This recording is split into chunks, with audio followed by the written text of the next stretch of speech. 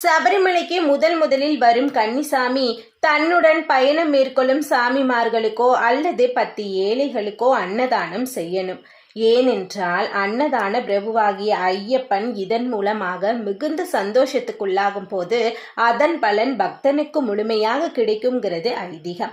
ஐயப்பனின் பெயரால் முடியாதவர்களுக்கும் சாமிமார்களுக்கும் அன்னதானம் பண்றதுனால மட்டும்தான் பலன் கிடைக்குமா, இல்லைன்னா பலன் இல்லையா அப்படிங்கிறதெல்லாம் இல்லைங்க.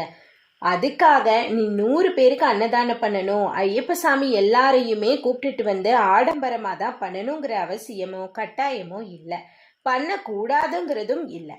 பண்ண விருப்பமும் தகுதியும் இருக்கிறவங்க எவ்வளோ முடியுமோ அவ்வளோ பண்ணலாம். அதாவது உங்கள் சக்திக்கு தகுந்த அளவுக்கு தான் பண்ணணுங்கிறது தான் முக்கியம். கடன் வாங்கியோ கஷ்டப்பட்டோ பண்ணக்கூடாதுங்கிறத ஞாபகத்தில் வச்சுக்கோங்க. உதாரணமா எங்க வீட்டில் கன்னி பூஜை செஞ்சு கொடுத்த குருசாமி சொன்ன ஒரு சிறிய